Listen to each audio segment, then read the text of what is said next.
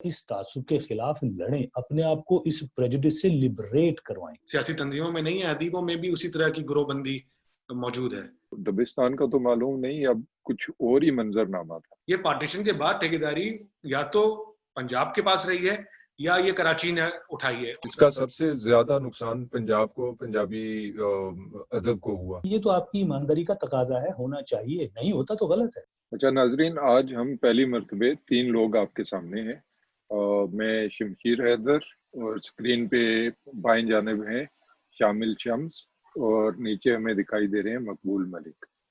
ہم 3 عدد صحافی ہیں جو اس وقت جرمنی میں بیٹھے ہوئے ہیں، اور علم و ادب سے تھوڑا سا تعلق بھی ہے، پڑھتے ہیں، دیکھتے ہیں۔ تو آج ہم نے سوچا کہ کووڈ کا زمانہ ہے، لاک ڈاؤن میں زیادہ تر لوگ بیٹھے ہوئے ہیں، اور ایک ورچوئل سی گفتگو کر لی جائے پاکستان میں ادب کے حوالے سے، ثقافت کے حوالے سے، کہ کس طرح کے تعصبات ہیں اور ہمیں کیسے دکھائی دیتے ہیں۔ تو میرا تجربہ کچھ اس طرح سے رہا کہ علاقائی اور لسانی حوالوں سے تقسیم ادب میں دکھائی دی، ادیبوں کے ہاں چھوٹا سا ہمارا حلقہ ہے۔ شامل صاحب، آپ کا تجربہ کیسا رہا؟ دیکھیں، میں تو اس تعصب سے بہت دور تھا، اس لیے کہ حالانکہ میرا بہت وقت گزرا ادیبوں میں، جب میں بہت کم عمر تھا، چھوٹا تھا، تب بھی ہمارے گھر پہ آتے تھے بہت ادیب اور صحافی، ان سے ملاقاتیں ہوتی تھیں، وہاں غالب اور میر کی بات ہوتی تھی، سیاست پہ بات ہوتی تھی، لینن اور ماؤ کی بات ہوتی تھی، فلسفیوں کی باتیں ہوتی تھیں۔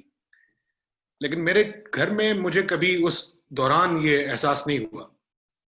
اس وقت کی بات ہے کہ جب ہم کہانیاں پڑھتے تھے اور داستان امیر حمزہ، طلسم ہوش ربا وغیرہ، تو اس وقت مجھے کبھی احساس نہیں ہوا کہ کوئی تعصب اس طرح کا ہے اس دنیا میں جس میں میں بڑا ہو رہا ہوں۔ چونکہ میرے نانا ناصر کاظمی کے بڑے فین تھے، فیض صاحب کا دیوان جو ہے وہ گھر پہ ہوتا تھا، اور کبھی یہ اور منیر نیازی کی بات ہوتی تھی، تو کبھی یہ بات نہیں میرے سامنے آئی کہ یہ شاعر، اس کا تعلق کراچی سے ہے یا اس کا لاہور سے ہے یا اس کا اسلام آباد سے ہے، یعنی ادیبوں کو قبیلے کا سمجھا جاتا تھا، بلکہ جو بات ہوتی تھی وہ نظریاتی ہوتی تھی کہ یہ ترقی پسند ادیب ہیں اور یہ قدامت پسند ادیب ہیں۔ تو اس نظریاتی حوالے سے لوگوں کی بحث ہوتی تھی کہ چونکہ فیض کو جو ہے، چونکہ جن لوگوں سے میری ملاقات ہوتی تھی گھر پہ، ان کی اکثریت جو تھی وہ ترقی پسند تحریک سے وابستہ تھی، تو فیض ان کے بہت قریب تھے۔ اس میں یہ میٹر نہیں کرتا تھا فیض صاحب جو ہیں وہ کس علاقے سے تعلق رکھتے ہیں، بلکہ ان کا نظریہ کیا ہے۔ اور اس نظریے میں فیض صاحب کو تقویت اور ترجیح اس لیے دی جاتی تھی چونکہ وہ ترقی پسند تحریک سے تھے، ظاہر ہے کہ شاعر بھی بہت بڑے تھے۔ اس کے علاوہ اقبال پہ جب بحث ہوتی تھی تو اقبال کے بارے میں بہت سے لوگ کہتے تھے کہ یہ اقبال جو ہیں وہ ترقی پسند تحریک کے بہت سے لوگ اقبال کو، جیسے علی سردار جعفری ہیں اور آپ کی کمیونسٹ پارٹی کے اور بہت لوگ تھے، سجاد ظہیر وغیرہ، یہ سب اقبال کی بڑی عزت کرتے تھے اور اقبال کو بہت مانتے تھے اور بہت مان دیتے تھے۔ تو اقبال کے بارے میں لیکن ایک دوسری رائے یہ تھی کہ وہ ان کا جو نظریہ اسلامی ہے یا ان کا جو قومیت کا تصور ہے، اس پہ ایک اعتراض بھی اٹھتا تھا۔ تو یہ آئیڈیولوجیکل بحث ہوتی تھی، کبھی بھی یہ نہیں ہوتا تھا کہ یہ فلاں ادیب اور شاعر جو ہے اس کا تعلق کسی علاقے سے ہے یا صوبے سے ہے۔ یہ تو جب میں بعد میں عملی میں نے پروفیشنل لائف میں قدم رکھا تو مجھے یہ تعصبات پھر میرے کانوں میں پڑنا شروع ہوئے، میرے سامنے آئے کہ اس طرح کا معاملہ بھی ہے، جس سے مجھے کافی تکلیف ہوتی تھی اس وقت، ابھی بھی ہوتی ہے، کیونکہ میرے خیال میں ادب میں اس طرح کی علاقائی تقسیم، چونکہ اگر آپ اردو ادب کی بات کر رہے ہیں تو پھر آپ کو اردو کے دائرے میں رہنا ہوگا۔ یعنی میں تو اردو کے ادب اور انگریزی کے ادب اور فرینچ لٹریچر، جرمن لٹریچر میں بھی ادیبوں میں فرق کرنے کا قائل نہیں ہوں۔ اگر آپ کم از کم اردو ادب کی بات کر رہے ہیں مجموعی طور پہ، تو ادب ہی کی آپ اس کو اردو کا ادیب، شاعر یا افسانہ نگار مانتے ہوئے چلیں گے تو بات آگے بڑھے گی۔ لیکن یہ تعصبات ہیں اور بہت زیادہ ہیں، ابھی میں نے کچھ عرصے پہلے اس پہ لکھا بھی تھا فیس بک پہ، تو مجھے اس بات پہ تکلیف ہوتی ہے۔ اور وہ تعصبات ہمارے کہیں نہ کہیں چونکہ سیاسی وابستگیوں کی وجہ سے، اور اس میں نظریاتی پہلو بھی ہے، دوسرے کہ پاکستان میں بہت تبدیلی آ گئی ہے، اب علاقائی طور پہ پاکستان میں اس طرح کی ہم آہنگی نہیں رہی جو کہ شاید میرے بچپن میں تھی یا آپ کے بچپن میں، اور مالک صاحب اس سے پہلے، تو وہ زیادہ پولرائز بھی ہو گیا ہے. تو اب مجموعی طور پہ مٹیریل کنڈیشنز چینج ہوتی ہیں اور آپ کا سیاسی چیزیں جو ہیں وہ پولرائزیشن آپ کو سوسائٹی میں نظر آتی ہے، تو اس کا کہیں نہ کہیں عکس جو ہے وہ ادب میں بھی پڑتا ہے. کیوں ملک صاحب؟ میں کچھ غلط کہا ہو تو بتائیے.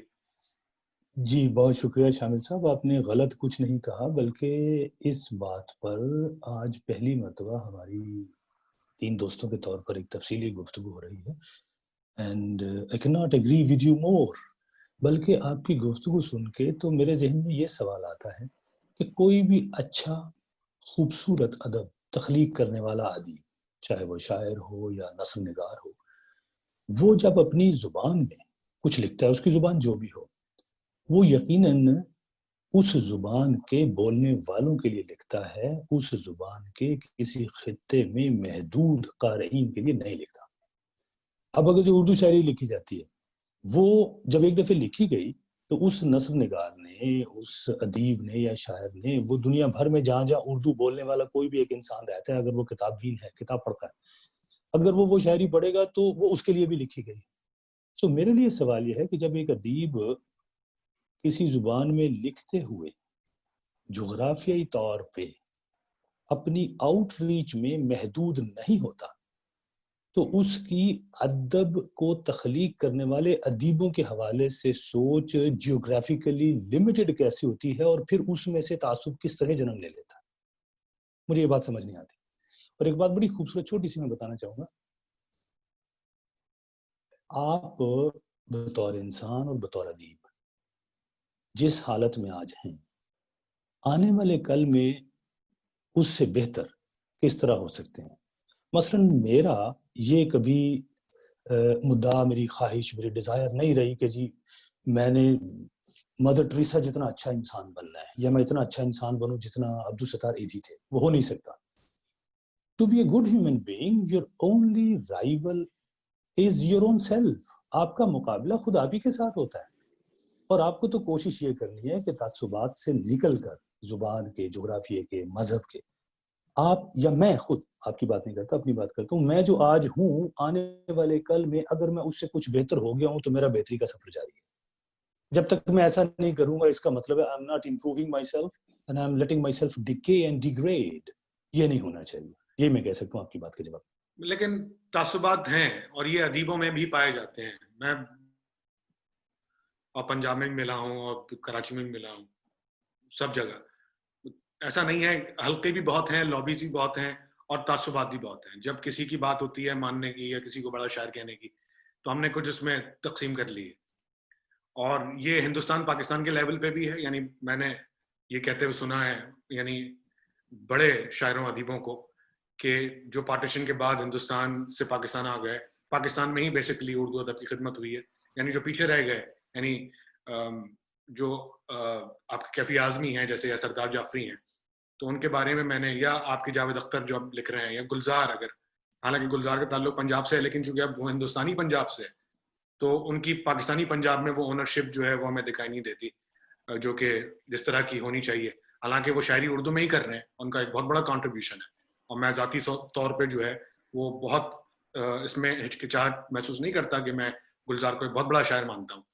لیکن جب ہم اس طرح کی علاقائی تقسیم کرتے ہیں تو پھر ہم نے یہاں ہندوستان پاکستان کی بھی بنا لی ہیں معاملات. اس کے بعد پھر پنجاب میں ہم یہ دیکھتے ہیں کہ جو ہجرت کر کے پارٹیشن کے بعد پاکستان آیا، جو یعنی جن کو ہم اردو اسپیکنگ کہتے ہیں، سو کالڈ، حالانکہ یہ اردو اسپیکنگ تو سبھی ہیں، لیکن جو پولیٹیکلی جس طرح کہا جاتا ہے، تو اس میں پھر معاملہ یہ ہوتا ہے کہ وہ بھی ایک کھچاؤ اور ایک تناؤ کا سے رہتا ہے معاملہ. چونکہ جس طرح کی لابیز کام کر رہی ہیں اس میں، وہ صرف صحافیوں میں اور سیاستدانوں میں، سیاسی تنظیموں میں نہیں ہے، ادیبوں میں بھی اسی طرح کی گروہ بندی موجود ہے.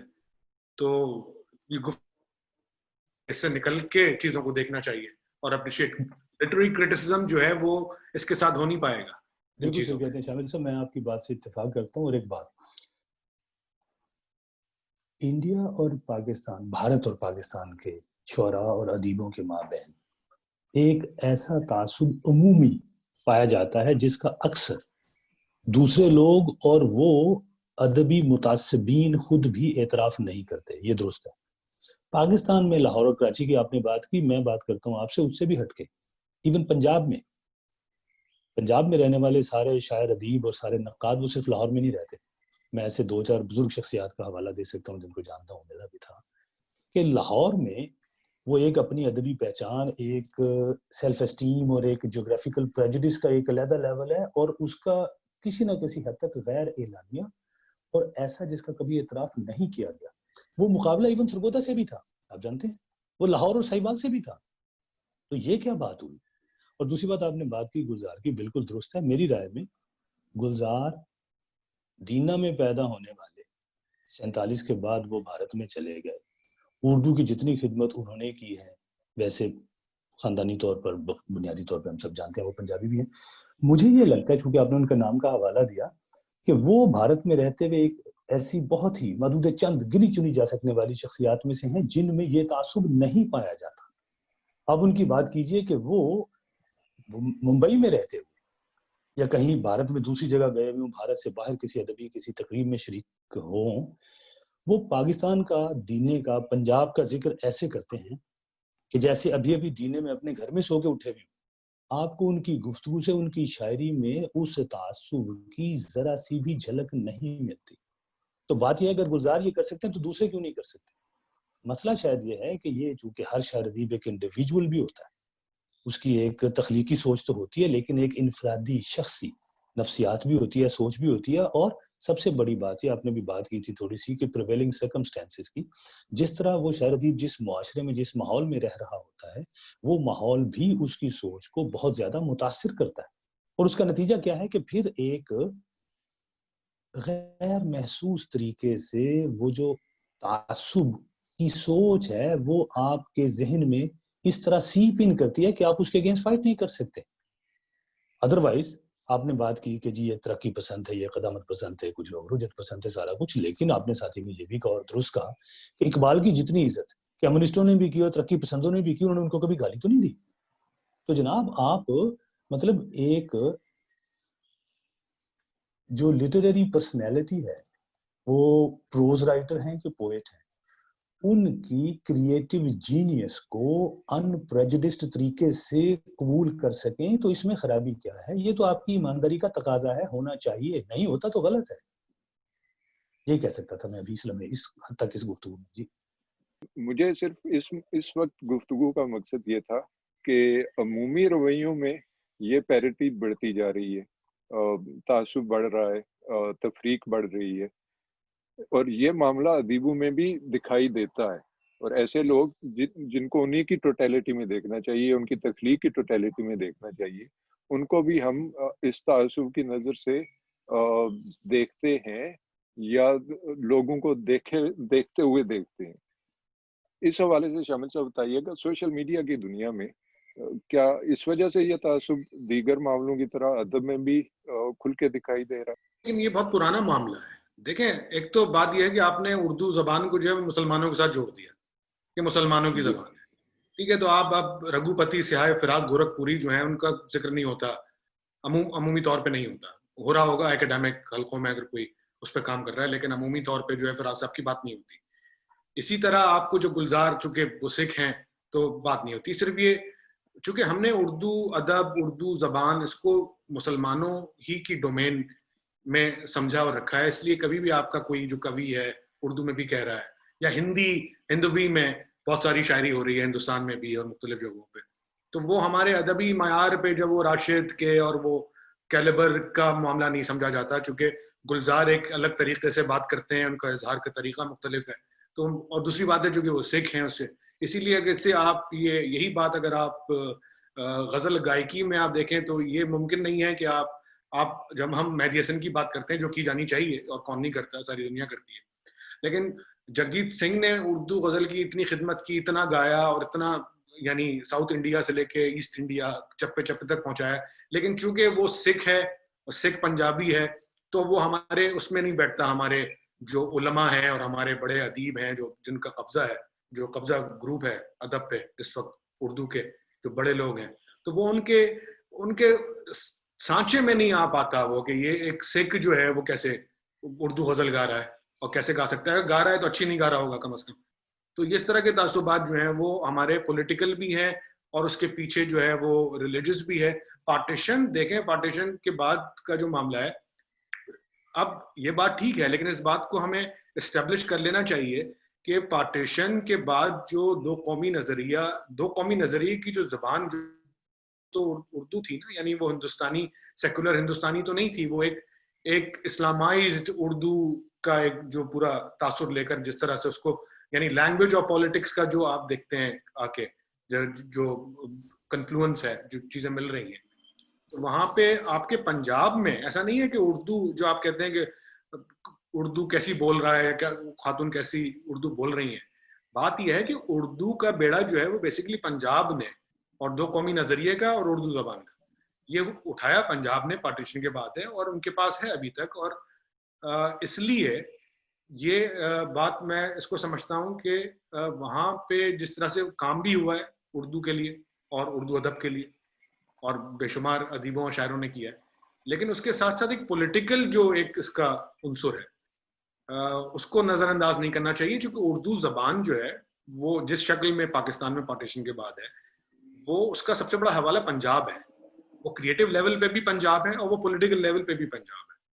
اس لیے بہت سے موقعوں پر ہم یہ دیکھتے ہیں کہ کراچی کی پولیٹیکل جو سچویشن ہے, اور جو کراچی کی پولیٹیکل سچویشن رہی ہے 60s کے بعد, 70s کے بعد اور 80s 90s میں بہت زیادہ اس کے بعد, اس میں کراچی کی حیثیت جو ہے وہ نہیں رہی ادب کی. اور میرے خیال میں پارٹیشن کے بعد بھی کراچی چونکہ ایک ظاہر ایک نیا شہر تھا, ساری چیزیں, یعنی وہ ایک اسکول نہیں تھا. لاہور ایک پرانا اسٹیبلشڈ ثقافتی ادبی گڑھ تھا, دلی تھا, لکھنؤ تھا, لاہور تھا.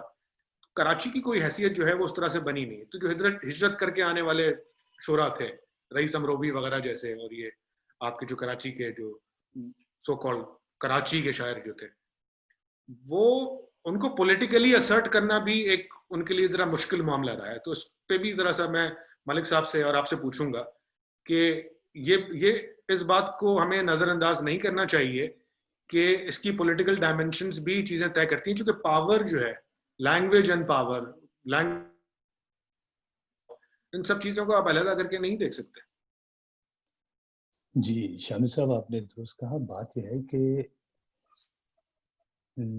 لٹریری کریشن اپنے دور کے حالات سے کاٹ کر علیحدہ نہیں دیکھی جا سکتی.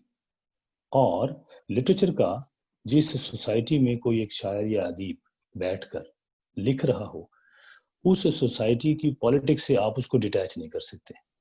وہاں پر کرائم, وہاں کی سوسیولوجی, وہاں کی اکانومی, وہاں پہ لوگوں کا ایک ذہنی سکون کا لیول کیا ہے. مثلا پشاور کی بات میں نہیں کرتا, کوئٹہ کی بھی مقابلتاً کی جا سکتی ہے, لیکن آپ مثال کے طور پہ گلگت سکردو ہنزا کی مثال لے لیں. ہنزا میں رہنے والا کوئی ایک ادیب جس کی عمر آج 50-60 سال ہو, اگر اس نے 20 سال کی عمر سے لکھنا شروع کیا ہو, تو اس کے 40 سال میں ہم سب جانتے ہیں کہ اپنے ارد گرد کے ماحول, سوسائٹی کے تجربات 100% مختلف رہے ہوں گے یقیناً کسی ایسی ادبی شخصیت کے مقابلے میں جس کی عمر آج 60, 65 یا 70 سال ہے, اور جو پچھلے 40-50 سال سے کراچی میں رہ رہی ہے, because we know what has been happening in Karachi. لہٰذا آپ اس سارے ماحول کو دیکھیے. کوئی ایک شاعر یا ادیب جو ہے نا, پہلی تو بات ہے انڈرسٹوڈ ہے, وہ کوئی فرشتہ نہیں ہوتا, وہ ایک عام انسان ہوتا ہے. وہ سوچنے والا, حساس, باشعور انسان ہوتا ہے, لیکن اس کو پیٹ بھی لگا ہوتا ہے, اس کا کوئی نہ کوئی کام بھی ہوتا ہے, اس کا کوئی نہ کوئی پیشہ بھی ہوتا ہے, اس کی شادی بھی ہوتی ہے, اس کے بچے بھی ہوتے ہیں, اس کو بھی زندہ رہنا ہوتا ہے. پھر اس کے بعد ایک اپنے کریٹو پین اور کریٹو جینیس میں سے گزر کے جب وہ کوئی کام تخلیق کرتا ہے, تو یہ اس کی مہربانی. یہ میرا خیال ہے کہ اس کے معاشرے پہ ایک احسان ہوتا ہے. لیکن دوسری طرف یہ بات بھی ہے کہ کوئی ایک شاعر یا ادیب معاشرتی طور پر خود کوئی جزیرہ نہیں ہوتا. وہ یہ کر سکتا ہے کہ اپنے گھر میں, اپنے اس اسٹڈی روم میں یا کتب خانے میں جہاں پر وہ شام کو یا دن کے وقت اپنا زیادہ تر وقت گزارتا ہے, اس نے اپنے ارد گرد نا ایک بالکل ادبی ماحول اور ایک دنیا اور ایک سکون اور اپنے ایک علیحدہ پرامن قسم کا گوشہ بنایا ہوا. لیکن جس معاشرے میں وہ زندہ رہتا ہے اس میں وہ کوئی جزیرہ تو نہیں ہوتا. لہٰذا میں اگر کسی جگہ پہ رہ رہا ہوں, مجھے پتا چلے کہ 3 دن پہلے میرے ہمسائے میں آ کے تو کوئی نامعلوم مسلح افراد جو کہ وہ مشین گنوں اور کلاشنکوف سے مسلح تھے, وہ آ کے اگر 8, 10, 12 لوگوں کے پورے خاندان کو قتل کر گئے, مجھے بتائیے, تو اس میں as a poet, as a writer, میں کیا سوچوں گا, میرے کیا محسوسات ہوں گے؟ لہٰذا یہ بات درست ہے کہ بھی کوئی ایک شاعر ادیب اپنے معاشرے سے کٹا ہوا نہیں ہوتا, اس میں اس کی اپنی سوچ کا بھی اثر ہوتا ہے, لیکن also caused by his social circumstances, his sociological surrounding, اس میں تعصب بھی ہوتا ہے, اس کو میں بالکل ڈینائی نہیں کر رہا. لیکن اچھا یہ ہو اگر یہ تعصب نہ ہو, کیونکہ یہ تعصب یہ ایک شاعر ادیب کی جو basic selfless creative unbiased non prejudiced personality ہے اس کے ساتھ یہ میچ نہیں کھاتا, یہ اس کو کنٹراڈکٹ کرتا ہے. شمشیر صاحب. شمشیر, میں تھوڑی سی اس پہ توجہ چاہوں گا. ملک صاحب بہت شکریہ, آپ نے بڑی ایک اہم بات کی ہے. ظاہر ہے کہ آئسولیشن میں, ویکیوم میں نہیں لٹریچر کریٹ, کوئی بھی فن کریٹ ہو رہا ہوتا. ابھی کراچی, لاہور, اس طرح کی ہم بات کر رہے ہیں. کوئٹہ میں شاعر تھے محسن چنگیزی, اب وہ پتہ نہیں کہاں غائب ہو گیا بیچارہ, وہ بہت ہی عمدہ شاعر. لیکن ہم ان علاقوں کے تو شاعروں کی جو کہ اردو زبان میں بڑی اچھی شاعری کر رہے ہیں, ان کا تو ہم کراچی لاہور کی تو پھر بات ہو جاتی ہے, ان کا تو کہیں ذکر ہی نہیں ہوتا. چونکہ وہی بات ہے کہ پولیٹیکل جو سچویشن ہے, چیزیں صوبے علاقے, میں شمشیر یہ پوچھنا چاہ رہا ہوں کہ چونکہ پنجاب کی ظاہر ہے کہ ایک پولیٹیکل ڈومینیشن ہے, تو جو آئیڈیاز کی ڈسمینیشن ہے اور آئیڈیاز کا جو انفلوئنس ہے, جو کنٹرول ہے, وہ بہرحال پنجاب کی اسٹیبلشمنٹ پاس ہے, ہمیشہ موجود رہا ہے. تو کس حد تک آپ کے خیال میں یہ ادب پہ بھی اثر انداز ہوتا ہے؟ اس لیے کہ بہت ساری چیزیں مجھے یہ لگتا ہے کہ اس کو آپ پاور ڈائنامکس سے ہٹا کر نہیں دیکھ سکتے. لٹریچر کوئی ایسی مطلب اس میں کوئی آئیڈیالزم کی بات نہیں ہے کہ, یعنی میرا خیال ہے کہ چیزیں پہنچ جاتی ہیں, چاہے کسی بھی اگر اچھا ادب کہیں پہ بھی کریٹ ہو رہا ہو وہ پہنچ جاتا ہے, لیکن کسی حد تک تو یہ آپ کو نظر آتا ہے. آپ کا کیا تجربہ رہا ہے؟ معاملہ لابیز کا تو رہتا ہے. جیسے اب فیض صاحب پہ آپ نے بات کی, تو فیض صاحب کا اپنا ایک پورا ہے نیٹ ورک, ان کے بعد اس فیملی کا, تو اس سے وہ سپورٹ تو ہوتی ہے. اس کے علاوہ یعنی جیسے ترقی پسندوں میں فیض صاحب کے علاوہ کوئی نہیں تھا معاملہ. اب تو یوں ہی دکھائی دیتا ہے کیونکہ باقیوں کا اس طرح سے نہیں تھا. مارکیٹنگ کا ایک معاملہ تو ہے, لیکن جہاں تک آئیڈیاز کی بات ہے, مجھے نہیں لگتا کہ کچھ بہت بڑا عمل دخل ہے اس معاملے میں پنجاب کا. یعنی عام لوگ جو ہیں, چاہے وہ حلقے سے وابستہ ہوں, لاہور میں رہ رہے ہوں, حلقے سے وابستہ نہ ہوں, کسی بھی گروپ میں ہوں, یا کسی کے ساتھ ہونا یا نہ ہونا, انڈیویجولز جو ہیں وہ ان کی اپنی کریٹیو سکلز, ان کی اپنی کریٹیوٹی, ان کی پروڈکٹ وہ خود ہی جب کھل کے سامنے آ جائے تو آ جائے, یا ان کے بعد آ جائے, جیسے مجید امجد ہیں. تو میرا نہیں خیال کہ اس طرح سے یعنی منیر نیازی کو لاہور میں رہنے کا, یا ناصر کاظمی کو لاہور میں رہنے کا, یا اور کسی بھی شاعر یا ادیب کا نام لے لیجئے, اس کو لاہور کی وجہ سے کوئی فائدہ پہنچا ہو. چھوٹے علاقوں کو نقصان ہمیشہ رہا, اس کی وجوہات واضح ہیں, وہ تو رہتا ہے. آپ پبلش نہیں ہو پاتے, آپ کے کنیکشنز نہیں ہیں. لیکن میں اس وقت گفتگو میں اس سینس میں بھی کر رہا تھا کہ اب آپ کو آئیڈیاز شیئر کرنے میں, آپ کو ریچ آؤٹ کرنے میں, لوگوں تک پہنچنے میں, اب سوشل میڈیا کے تھرو ہر جگہ سے آ رہے ہیں, ہر طرح کے لوگ دکھائی دے رہے ہیں. اچھی شاعری, اچھے شعر آپ کو دکھائی دے جاتے ہیں, آپ اس میں دیکھتے بھی نہیں ہیں کبھی کہ یہ کس علاقے سے ہوگا, یا یہ شاعر یا یہ جس نے جو بھی لکھا ہے نثر بھی وہ کس علاقے سے. اب تو ہم اس طرح سے نہیں دیکھتے, لیکن اس کے باوجود یہ معاملہ کیوں ہے, سوال تو میرا بھی یہی تھا. لیکن جو آپ نے بات کی وہ میرا نہیں خیال کہ اس میں بہت زیادہ ہے عمل. سوال میرا یہ ہے کہ ڈومیننس جو ہے وہ کہیں نہ کہیں آپ دیکھتے ہیں کہ پولیٹیکل وہ رہتی ہے معاملہ. شامل صاحب میں کچھ عرض کرنا چاہوں گا. میرا خیال ہے کہ پاکستان اردو میں کوئی افسانہ نگار جو ہے وہ شاید گزرا ہی نہیں, نہ کرشن چندر, نہ بیدی, نہ کوئی اور. ہم صرف اب یعنی 10-15 سال سے صرف منٹو کی بات کرتے ہیں. کی جانی چاہیے, میں یہ نہیں کہہ رہا کہ نہیں کی جانی چاہیے, یعنی اس کو بالکل غلط نہیں سمجھا جانا چاہیے. لیکن میرا خیال ہے کہ کچھ لابیز, کچھ حلقے, کچھ ایسے معاملات ہیں کہ جس میں آپ کو نظر آتا ہے کہ کچھ خاص لوگ ہی پروموٹ ہو رہے ہوتے ہیں اور مسلسل اور مستقل ہو رہے ہوتے ہیں. جی ملک صاحب. جی شکریہ شامل صاحب. میں بات اپنی جو کرنا چاہ رہا ہوں اس کو میں جوڑوں گا ابھی جو شمشیر صاحب نے کہا. اس سے پہلے آپ نے بات کی کہ پنجاب کی پولیٹیکلی اور آئیڈیاز پہ ڈومیننس. پولیٹیکلی آپ کہہ سکتے ہیں, میرا خیال ہے پہلی بات ہے کہ میں کوئی بہت بڑا نقاد بالکل نہیں ہوں. آئی am not a political analyst. میں ایک عام چھوٹے سے اردو دان یا تھوڑی سی دو چار لفظ انگریزی پڑھنے والے, مادری طور پر پنجابی زبان بولنے والے ایک پاکستانی کے طور پر آپ سے بات کر رہا ہوں. پروڈکشن بھی بہت ہے پنجاب سے, میں صرف یہ نہیں کہہ رہا, نہیں نہیں صحیح, کام بھی زیادہ ہے, میں نے یہ نہیں کہا. جی بالکل صحیح, آپ صحیح فرما رہے ہیں. میں اسی طرف آ رہا تھا کہ جب ہم پنجاب کی بات کرتے ہیں پاکستان میں تو اس کا بلک آف دا پاپولیشن بھی دیکھنا چاہیے, جو کہ ابھی بھی آپ نے پوائنٹ آؤٹ کیا کہ پاکستان کی آبادی کا کتنا حصہ پنجاب میں رہتا ہے. اچھا دوسرا, اسی پرپورشن سے پاکستان میں جتنے شاعر اور ادیب ہیں جو لکھنے والے ہیں ان کی ایک بہت بڑی تعداد پنجاب میں بھی رہتی ہے. اسی طرح پاکستان کے کسی محکمے کی بات کر لیں جناب, اگر نصف سے زیادہ آبادی ایک صوبے کی ہوگی تو سرکاری اداروں میں, ملازمین میں, دفتروں میں, پرائیویٹ سیکٹر میں, ادھر بھی آپ کو اوسطاً اسٹیٹسٹیکلی دیکھا جائے تو ہر ادارے میں آپ کو شاید تقریباً 50% سے کچھ زیادہ پنجابی ہی نظر آئیں گے. اس میں اس طرح I am not going to deny what is there statistically. میں یہ عرض کر رہا ہوں کہ اس میں اسٹیبلشمنٹ میں بھی پنجاب کی نمبر وائز پاپولیشن کی وجہ سے ڈومیننس ہے, ٹھیک ہے, لیکن آئیڈیاز کو آپ ڈومینیٹ کس طرح کر سکتے ہیں.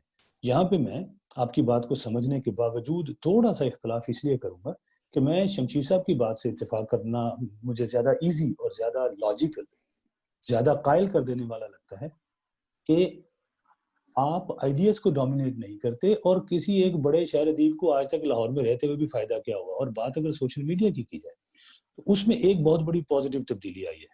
مثلاً سب سے پہلے تو ہم اپنے گریبان میں جانتے ہیں کہ آج اس وقت ہم یہ تینوں کورونا کی ایج میں, لاک ڈاؤن کے دوران, پینڈیمک ہے, عالمی وبا ہے, ہم بیٹھ کے بات کر رہے ہیں اور کس ایشو پہ بات کر رہے ہیں. سوال یہ کیوں کر رہے ہیں, کس وجہ سے کیوں کر رہے ہیں؟ اس لیے کہ ہم چاہتے تھے. کس وجہ سے؟ اس لیے کہ سوشل میڈیا کی وجہ سے ہمیں یہ پاسبلٹی اب اویلیبل ہے. پہلے جیسے شمشیر صاحب نے کہا کہ جی کوئی شاعر چھپتا نہیں تھا, کتاب چھپوانا بہت بڑا مسئلہ تھا. جب آپ کے مینز آف کمیونیکیشن بہت ہی انڈر ڈیولپڈ رہے ہوں گے, آپ جنوبی پنجاب سے لاہور تک کا سفر بھی اگر طویل مسافت کے بعد طے کریں گے تو آج کل تو آپ کو وہ سارے معاملے کی ضرورت ہی نہیں. سوشل میڈیا ہے, فیس بک ہے, ٹویٹر ہے, انسٹاگرام ہے, سارے پلیٹ فارم, ساری میٹنگ, سارے ادبی صفحات جو ہیں, وہ لوگ جو لکھتے ہیں وہ سوشل میڈیا پہ شیئر بھی کرتے ہیں. اور اس میں آن لائن ورچوئل جو ورلڈ ہے اس میں ایک انٹرنیٹ کے سٹیزن کے طور پہ اگر اس کو نیٹیزن کہہ لیا جائے تو اس میں اس وقت کہاں بیٹھا ہوں اور آپ کے ساتھ کہاں سے بات کر رہا ہوں یہ میٹر نہیں کرتا. کوئی بھی ایک شخص جس تک یہ ویڈیو پہنچے اگر بعد میں وہ چاہے اس کو آکلینڈ میں یا نیوزی لینڈ میں یا فیجی میں بیٹھ کے دیکھے یا کیلیفورنیا میں, سان فرانسسکو میں, یہ بالکل irrelevant ہے. So you have an access to the whole world.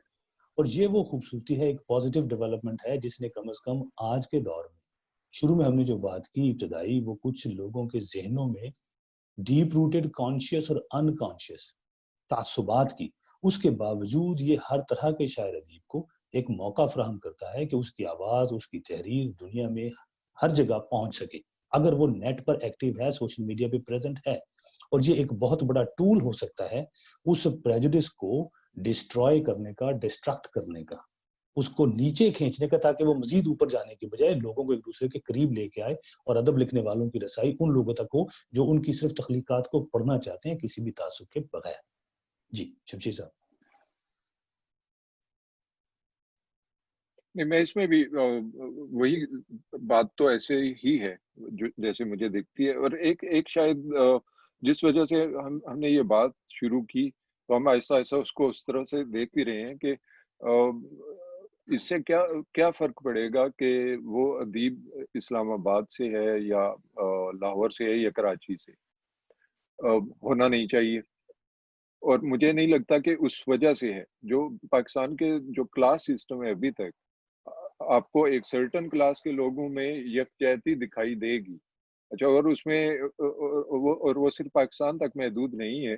جو ادبی حلقے ہیں ان کے اندر آپ کو انڈیا سے بھی ایک سرٹن گروپ ہی ہمیشہ آ کے پاکستان آئیں گے. ہر ایونٹ پہ, ہر انویٹیشن پہ خاص طرح کے لوگ بلائے جائیں گے. تو جیسے باقی معاشرے میں آپ ایک خاص کلاس کو ہمیشہ سے دیکھتے ہیں سامنے یا نمایاں ہوں گے, اسی طرح سے اس سرکل میں بھی ایسے ہی ہے.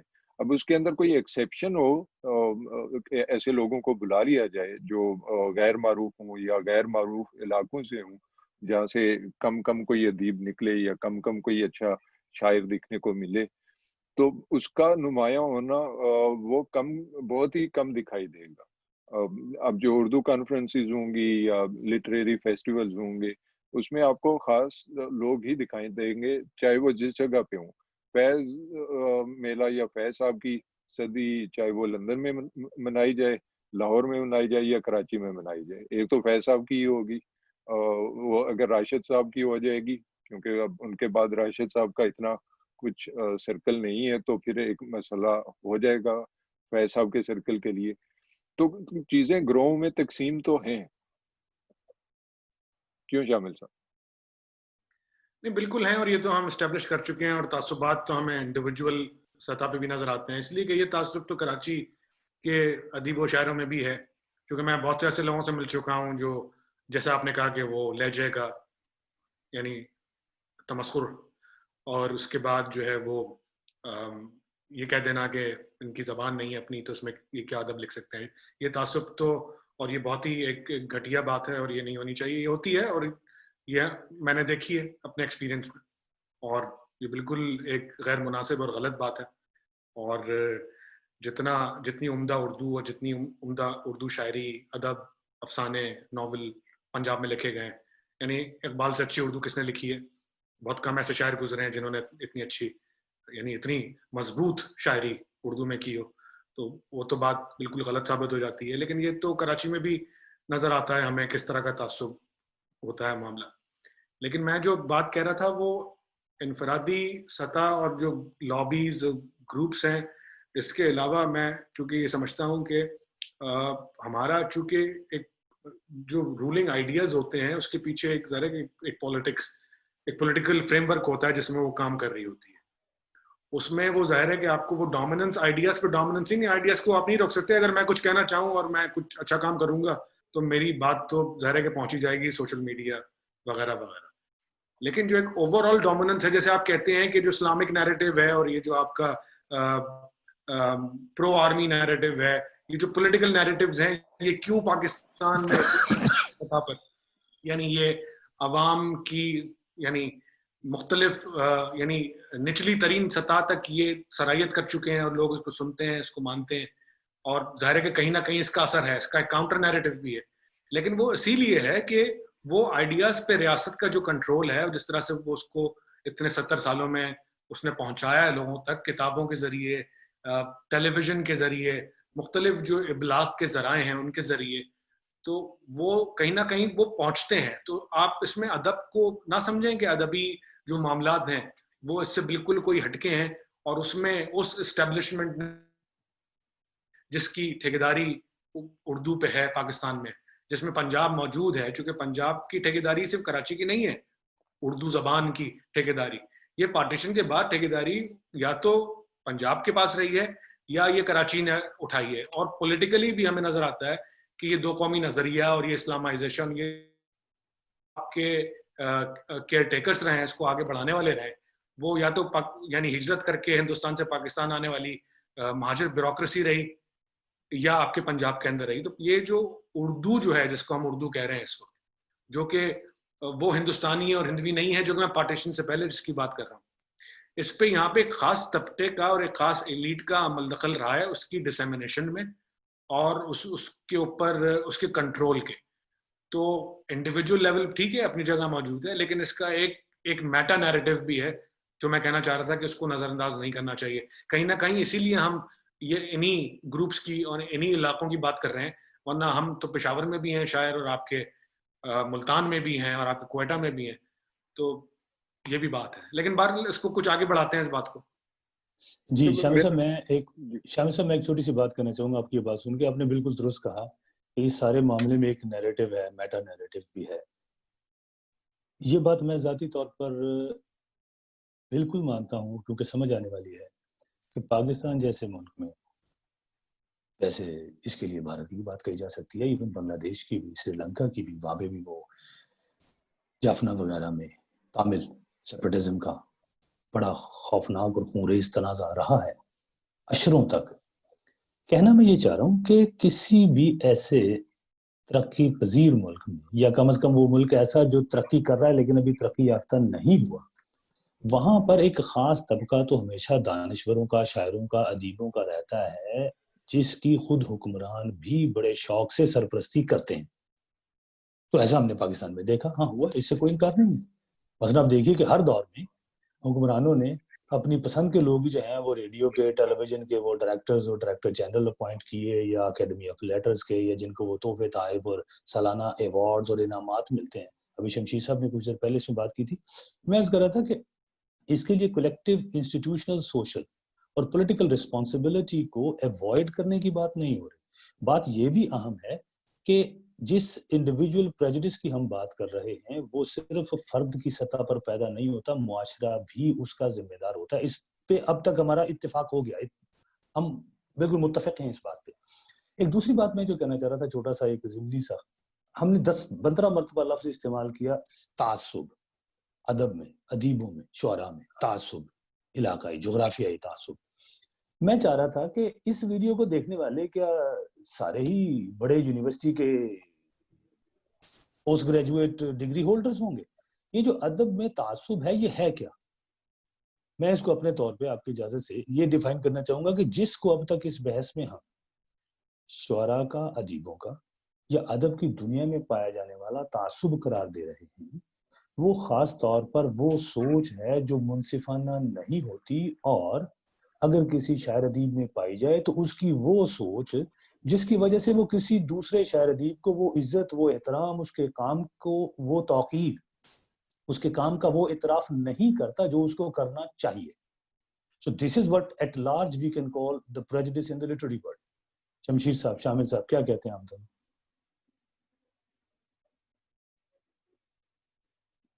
मैंने शायद आपने अच्छा किया, इसकी तारीफ कर दी।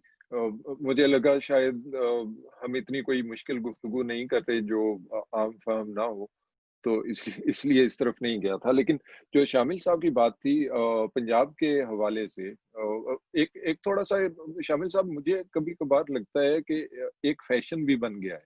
जैसे पाकिस्तान में हर मसले की जिम्मेदारी आर्मी पे डाल के बरी ज़िम्मा कर दें बाकी सबको, तो इसी तरह से इस मामले में भी अगर सिर्फ पंजाब को डाल के, वो आपकी बात ठीक है कि जाहिर है कोई वजह है जब लाहौर की बात होती है या लाहौर और कराची ही की बात होती है, पेशावर और कोयटा की बात नहीं होती, कश्मीर को और गिलगित बल्तिस्तान को तो छोड़ ही दें, वो तो अभी तक मरकजी दायरे में आए नहीं, आ जाएंगे जो हालात चल रहे हैं। लेकिन बहरहाल एक आपको कहीं लगता नहीं है कि एक ट्रेंड के तौर पे भी ये बातें हो जाती हैं?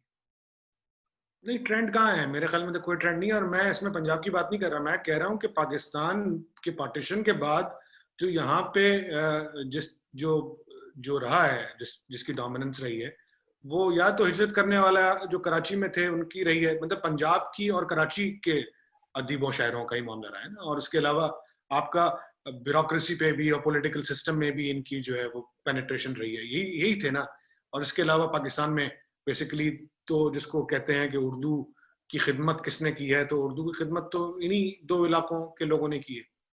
तो मैं तो सिर्फ पंजाब को नहीं सिंगल आउट कर रहा है इसमें, और मैं पॉलिटिकली भी नहीं इसमें कह रहा हूँ कि सिर्फ पंजाब है इसमें। और जाहिर है कि हम तबकात की बात करते हैं, मैं तो तबकात की बात करना चाहता हूँ, इलाकों की नहीं करना चाहता।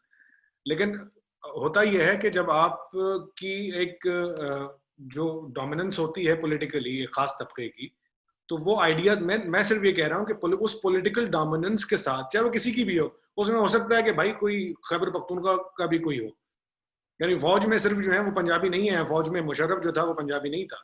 हम तो एक इंस्टीट्यूशन की बात कर रहे हैं, लेकिन जो पॉलिटिकल डोमिनेंस है उसके साथ साथ उसकी कल्चरल मैनिफेस्टेशन जो होती है वो होती है, हर जगह होती है, हर दुनिया के हर मुल्क में होती है, हर इलाके में होती है। तो इतनी कोई गैर फितरी और एक अननेचुरल बात नहीं है। लेकिन चूंकि इस बात को हमें थोड़ा सा अब समेटना चाहिए, बात यह कि तासुब जो है वो मेरे ख्याल में तो रहेगा, वो खत्म नहीं हो सकता। उसकी वजह यह कि जब तक आपका तासुब माशरे में जो सोसाइटी के लेवल पे है, जो पॉलिटिकल लेवल पे है, جب تک یہ موجود رہے گا اس کی عکاسی جو ہے وہ ادب میں اور ادبی گروپس میں اور لابیز میں اور گروہوں میں جو ہے وہ آپ کو دکھائی دیتی رہے گی، کہیں نہ کہیں کسی نہ کسی طرح سے اس کی مینیفیسٹیشن ہوتی رہے گی.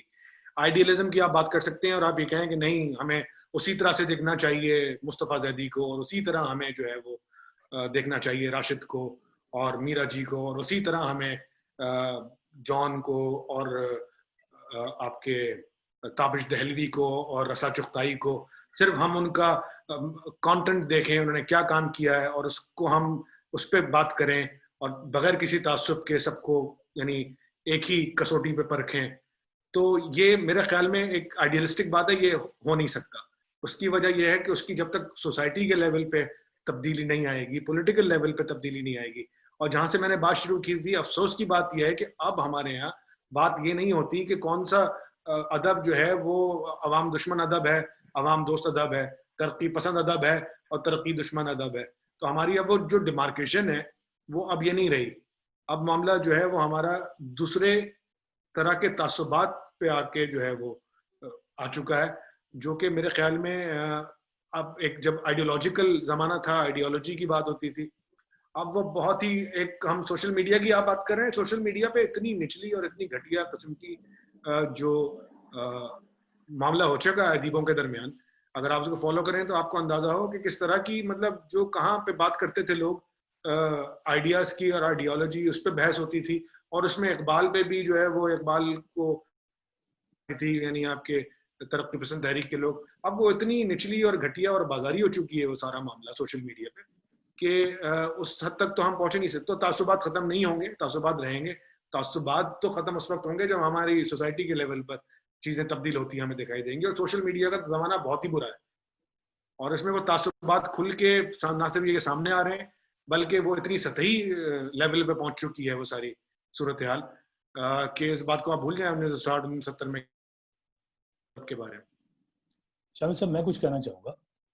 آپ نے یہ جو کہا کہ تعصبات تو ختم نہیں ہوں گے، اور اگر آپ یہ سمجھتے ہیں یا کوئی بھی بندہ یہ سمجھتا ہے کہ شاید یہ تعصب آنے والے چند مہینوں یا چند برسوں میں ختم ہو جائے گا، تو یہ ایک آئیڈیلسٹک بات ہے. یہاں تک میں آپ کی رائے سے بالکل متفق ہوں، لیکن میں ذاتی طور پر اس آئیڈیا کو بائی نہیں کروں گا. اس کی کیا وجہ ہے؟ پہلی بات تو یہ ہے کہ ایک ادیب اپنے معاشرے کی روح ہوتا ہے. یہ میری ایک ذاتی پرسنلائزڈ انڈرسٹینڈنگ ہے، میں دعویٰ نہیں کرتا کہ سارے لوگ اس کو مانتے ہوں گے. اس کا ہاتھ اپنے معاشرے کی نبض پر ہوتا ہے، اس کو متعصب نہیں ہونا چاہیے. اور اب جب کہ ہم یہ دیکھ چکے ہیں، بحث کر چکے اتنی دیر تک کہ ہاں یہ تعصب موجود ہے، تو عرض ہے کہ اس تعصب کے خلاف لڑا جانا چاہیے، گروہی سطح پہ بھی اور زیادہ ضروری انفرادی سطح پہ. ہم میں سے ہر کوئی، میں تو ادب تخلیق نہیں کرتا، ہم میں سے ہر کوئی جو ادب پڑھتا ہے وہ لازمی طور پر، اور جو ادب تخلیق کرنے والے ہیں وہ بھی انفرادی طور پر اس تعصب کے خلاف لڑیں، اپنے آپ کو اس پریجوڈس سے لبریٹ کروائیں. کیوں بھلا؟ بالکل. آئیڈیل کیا ہوتا ہے؟ آئیڈیل وہ ہوتا ہے جس سے آپ آگے نہیں جا سکتے. یہ اس کی ایک رف سی ڈیفینیشن ہے جس پر ہم ایگری کر سکتے ہیں کہ آئیڈیل سچویشن کیا. آپ نے ایگزام دیا، آپ کے 100 میں سے 100 نمبر آ گئے. آپ نے بزنس کیا، آپ کو 1% بھی اگر لاس نہیں ہوا تو یہ آپ کی آئیڈیل سچویشن آف پروفٹ ہے. سو آئیڈیل یہ ہے کہ جس سے بہتر عام طور پر آپ نہیں جا سکتے، جس کی صرف آپ خواہش کر سکتے ہیں. لیکن آپ، میں، شمشیر صاحب، ہم تینوں یہاں پہ پاکستان میں پورے معاشرے کی بات کر رہے ہیں. ہم جہاں پر ہیں وہ سچویشن آئیڈیل سے بہت دور ہے. آئیڈیل شاید حاصل نہ ہو سکے 2, 4, 5, 10, 15, 20 سال میں. انسانوں کا معاشرہ ہے نا، انسانوں میں نفرتیں بھی ہوتی ہیں، کرپشن بھی ہوتی ہے، معاشرہ بھی خراب ہوتا ہے، ہمیشہ جمہوری حکومتیں بھی نہیں رہتی، ہزار قسم کی ڈیوسٹیٹنگ فیکٹرز آتے ہیں. اس کے باوجود میں یہ عرض کرنا چاہوں گا، میرے لیے امپورٹنٹ یہ ہے صرف ذاتی طور پر می ایز مقبول ملک، کہ ہم اپنی اس تعصب سے نجات کی کوششوں کو جاری رکھیں. اس آئیڈیل کو حاصل کر سکیں نہ کر سکیں، کم از کم اس کی طرف سفر کرتے رہیں. جی جی. Then in this journey is the destination enclosed itself. نہیں جی بالکل بالکل. منزل نہیں ہوتی ہے، منزل وہ سفر ہے، اور ہمیں آپ کو یہ جاری رکھنا ہے. جب تک یہ نہیں کریں گے تو تعصب کے ساتھ، اگر ہم پیدا نہیں ہوئے تھے، ہم نے دیکھا ہے، تو ہم اسی تعصب کے ساتھ مر جائیں. مجھے یہ بات ہضم نہیں ہوتی. جی نہیں بالکل. اور یہ جو گفتگو ہے اسی سمت میں ایک قدم ہے اور چھوٹا سا, اور اس پہ ظاہر ایک بات اسی لیے ہم کر رہے ہیں کہ ختم ہونا چاہیے. اور نہ صرف یہ ختم ہونا چاہیے, یہ اردو کی جو اجارہ داری ہے اور اردو کا جو ایک سامراجی پہلو ہے پاکستان میں, جس میں آپ نے اردو ادب, اردو ثقافت, اردو زبان اور اردو شاعری, اردو افسانہ کو پورے ملک پہ آپ نے جو ہے وہ ایک کلچرل ڈومیننس کے طور پر مسلط کر کے جو ہے وہ آپ نے علاقائی زبانوں, ان کے ادب, ان کی ثقافت کو, یہ جو 70 سال میں جو تجربہ ہے, جو تجربہ گاہ ہے پاکستان جسے کہتے ہیں, تو وہاں پہ شمشیر صاحب یہ ایک پہلو ہے جس پہ, چونکہ ساری گفتگو سے اگر کوئی سن رہا ہوگا اس وقت اور پاکستان کے مختلف علاقوں میں سے لوگ سن رہے ہوں گے, تو وہ سوچ رہے ہوں گے یار یہ کون لوگ ہیں, ایک کراچی سے ہے اور دو ایک آزاد کشمیر اور ایک لاہور, اور یہ اردو کی اتنی بات کر رہے ہیں. تو ظاہر ہے کہ اس بات کو بھی تھوڑا سا, اس کو بھی ڈی مسٹیفائی کرنے کی ضرورت ہے کہ یہ اس بات کو ماننے کہ ایک بہت بڑا پریجوڈس جو ہے مل کر ہم اردو کے نام پر, اردو بولنے والے, لکھنے والے, دوسری زبانوں کے کلچر, ان کی زبان, ان کی ثقافت, ان کے شاعروں, ان کے ادیبوں کے ساتھ کرتے ہیں, اور اس سلسلے کو بھی بند ہونا چاہیے. شمشیر, میں اس پہ آخری آپ کچھ بات کریں, اور میں اس کو بہت ضروری سمجھتا ہوں کہ یہ بات ہو, چونکہ جو لوگ سن رہے ہوں گے اس وقت ان علاقوں سے, تو وہ ان کو یہ احساس ضرور ہوگا کہ یہ کون سی اردو سپریمیسی جو ہے وہ, یعنی خود پنجاب میں پنجاب کا ادب, پنجاب کی زبان اور پنجاب کے ساتھ جو یہ اردو ڈومیننس کو جو ہے وہ پروموٹ کر کے جو نقصان پہنچایا گیا ہے, یہ ایک المیہ ہے. اور اس کو مطلب اس پہ بڑا, مطلب میں تو اس پہ دکھی ہوں, اس پہ دکھ کا اظہار کرتے رہنا چاہیے, اس پہ بات کرنی چاہیے. شمشیر صاحب, آپ کی اجازت سے میں صرف ایک جملہ کہنا چاہوں گا, پھر آپ جیسے شامل صاحب نے کہا اپنے اختتامیہ کلمات فرما دیجیے گا جو کچھ آپ کو کہنا ہے. عرض یہ ہے کہ پاکستان کی قومی زبان ہے اردو, بہت اچھے, بے تحاشا میجورٹی پاکستان میں پاپولیشن وائز دیکھا جائے تو اردو کم از کم اگر لکھ نہیں سکتے اس طرح ادبی حوالے سے, تو وہ سمجھتے ہیں, بولتے ہیں, پڑھتے ہیں سارا کچھ. لیکن مزے کی بات یہ ہے کہ پاکستان میں صرف اردو ہی ایک زبان نہیں ہے, پاکستان میں بے تحاشا دوسری زبانیں بھی ہیں, اور اس میں مجھے جو ایک بات بڑی خوشی دیتی ہے نا, وہ بے تحاشا دیگر مادری زبانیں, ان میں ادب لکھا جاتا ہے, ان کو اب تک وہ پروموشن ویسے نہیں ملتی رہی, لیکن اس میں بھی حوصلہ افزا بات ایک یہ ہے کہ اب پاکستان میں کچھ وقفے سے, لیکن ملکی سطح پر, صوبائی سطح پر پاکستان کی مادری زبانوں میں لکھے جانے والے ادب کے بھی میلے ہوتے ہیں.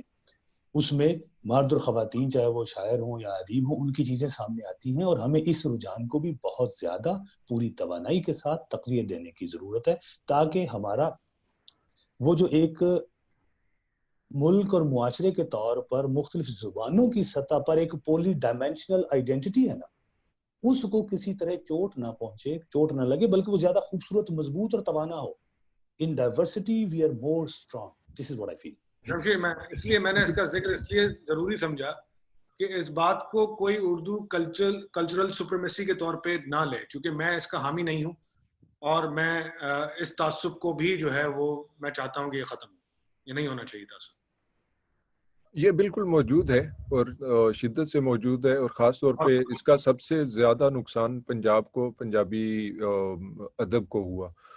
پنجاب میں ابھی تک عوامی سطح پہ ہے, لیکن سنجیدہ پنجابی ادب بہت کم, یا جدید پنجابی ادب اپنی زبان میں اپنے اظہار مادری زبان میں کرنا, یہ ٹرینڈ بہت کم رہ گیا ہے. اردو کا ظاہر ہے ایک معاملہ یہ ہے کہ اس کی ریچ نیشنل سطح پہ اس لیے تھا. دوسرا ایک پہلو یہ بھی ہے کہ جو جیسے آپ نے پہلے بات کی کہ پنجاب کی جو ڈومیننس ہے, وہ پنجاب کو لگا کہ, یا پنجابیوں کو لگا کہ ہم اردو بول کے اور اردو میں زیادہ کام کر کے تو ہم ایک سرٹن کلاس میں پہنچ رہے ہیں, جو اب رفتہ رفتہ اس کی دو قومی نظریے کے ساتھ ایک پولیٹیکل وہ بھی تھی نا, وہ بھی ایک ضرورت بھی تھی اس کی پولیٹیکل. جی, اور اس کو بہت شدت سے پنجاب نہیں فالو کیا. خوش قسمتی سے پشتون کلچر میں اور بلوچ کلچر میں اور سندھی کلچر میں اس کی پینیٹریشن اس طرح سے نہیں ہوئی. جیسے میں نے کہا کہ نقصان زیادہ پنجاب کو ہی ہوا اس معاملے کا, قیمت بھی نہیں چکانی پڑی. تو بہرحال اس پہ, اور اب تو خیر بہت سے سوالات بنتے ہیں, جیسے آپ نے گفتگو کے شروع میں بھی کہا تھا, اس مختلف حوالوں سے. اب میرا خیال ہے کہ مجھے لگتا ہے ہم اگلی نشستوں میں آئیڈیاز لے لیں اپنے ناظرین سے جو ہمیں دیکھ رہے ہیں, ظاہر ہے یہ موضوعات ایسے ہیں جس میں بہت زیادہ گفتگو نہیں ہوتی، تو جو لوگ دیکھ رہے ہیں ہمارے ساتھ شامل ہونا چاہیں، ہم خود بھی دوسروں کو کوشش کریں گے دیگر دوستوں کو شامل کرنے کا۔ اس وقت تو ہم 3 عدد مرد حضرات جو جرمنی میں بیٹھے ہوئے گفتگو کر رہے ہیں، تو ہم اس کو بڑھا بھی سکتے ہیں، جتنے لوگوں کا انٹرسٹ ہوگا ان کو ہم انوائٹ کریں گے۔ اگر آپ دیکھ رہے ہیں تو آپ کمنٹ میں رابطہ کر سکتے ہیں، اور جو جانتے ہیں ہم تینوں میں سے کسی کو بھی وہ براہ راست بھی رابطہ کر سکتے ہیں۔ مجھے لگا کہ یہ پیغام یہ بھی پہنچا دیا جائے۔ نہیں، ہم چونکہ انفارمل بات کر رہے ہیں، ہماری دیکھیں یہ کوشش نہیں ہے کہ ہم کوئی اتنا اسٹرکچرڈ اور اس طرح کی گفتگو کریں جس میں کہ وہ کوئی پی ٹی وی کا ادبی پروگرام لگنے لگے، جنرل ضیاء کے زمانے والا۔ تو اس وقت ہم ایک انفارمل اس طرح کی بات کر رہے ہیں جس میں ذہن میں جو بات آ رہی ہے، بات سے بات نکل رہی ہے، اسی طرح کی بات ہونی چاہیے، اسی طرح کا دور ہے آج کل، اور اس سلسلے کو آگے رکھیں گے، لوگ ہمیں بتائیں گے نئے آئیڈیاز تو ہم اس پہ بھی بات کریں گے، اور اس میں کوئی ہم کسی بایس پریجڈس کے ساتھ بات نہیں کریں گے۔ ہماری کوشش ہوگی کہ ہم ہر پوائنٹ آف ویو کو سن سکیں، سمجھ سکیں، اور اس کو اپریشیٹ بھی کر سکیں۔ اختلاف کریں، لیکن اختلاف جو ہے وہ احترام کے ساتھ کریں اور اپنی رائے سامنے رکھیں۔ جی ملک صاحب۔ جی بالکل، میں یہی کہنے والا تھا۔ پہلی بات تو یہ ہے کہ آج ہم نے تعصب کے بارے میں جو گفتگو کی، ہماری گفتگو میں سے بھی اگر کسی کو تعصب کا تھوڑا سا بھی شائبہ ملے تو یہ بڑے افسوس کی بات ہے، اور ایسا نہیں ہوگا، کیونکہ ہم نے یہ بات تعصب کو بڑھانے کے لیے نہیں کی۔ اور دوسری اہم بات یہ ہے کہ یہاں پہ یہ 3 افراد بیٹھ کے کسی کو کوئی خطبہ نہیں دے رہے، اس سبق سکھانے کی، پڑھانے کی بات نہیں کر رہے۔ یہ 3 ایسے کچھ دوست ہیں جن کا مطلب کہہ لیجئے کہ تھوڑی سی ادب کے لیے لائکنگ ہے، اس کے بارے میں گفتگو تھی۔ اس ضرورت کو محسوس کیا گیا یا کوئی ایک ایسا انفارمل، کیجول لیکن ریسپیکٹفل پلیٹ فارم ہونا چاہیے جس پہ آپ کھل کر کسی بھی طرح کی نیگیٹو فورس یا تھنکنگ کے بغیر اوپنلی بات کر سکیں۔ اور میرا خیال ہے کہ ہم میں سے کوئی بھی افلاطون نہیں تھا، یا کسی نے خود کو افلاطون کے طور پہ پیش نہیں کیا۔ ایک ادب سے دوسروں کی رسپیکٹ کرتے ہوئے اپنا ایک آئیڈیا دیا ہے جس میں اگریمنٹ بھی ہوا، جس میں ڈس ایگریمنٹ بھی ہوا، اور یہی بات ایک خوبصورت ہیلدی ڈسکشن کو آگے بڑھانے کے لیے لازمی ہے، ضروری ہے۔ اور جہاں آپ نے بات کی شمشیر صاحب کہ ہمارے جو دیکھنے والے ہیں، جہاں پہ بھی وہ جس بھی پلیٹ فارم پہ اس کو دیکھیں گے، اس پہ آپ کو اچھا لگے ضرور بتائیے پلیز، برا لگے تو وہ بھی بتائیے، کتنا برا لگا یہ بھی وضاحت آپ کو کرنی چاہیے۔ اور اگر یہ پہلی دفعہ ایسی کوئی ویڈیو آپ نے دیکھی، آپ کو اچھی لگی ہے، تو دوسری مرتبہ آپ کیا دیکھنا چاہیں گے، کس طرح کے موضوعات ہیں۔ اور صرف یہ 3 بندے ہی پوری دنیا میں عقل کل نہیں ہے، سوال ہی پیدا نہیں ہوتا، اس میں دوسرے دوستوں کو بھی بلایا جا سکتا ہے، گفتگو کی جا سکتی ہے۔ اس لیے کہ جتنی زیادہ متنوع سوچ ہوگی اور جتنے زیادہ احترام سے اتفاق رائے کریں یا اختلاف رائے کریں، وہ اتنی زیادہ خوبصورت اور وہ کنسٹرکٹیو اور وہ پروڈکٹیو گفتگو ہوگی۔ اور یہ سلسلہ اگر انشاءاللہ ایسے ہی کچھ دیر جاری رہے تو میرے لیے ذاتی طور پر تو یہ بڑی خوشی کی بات ہوگی۔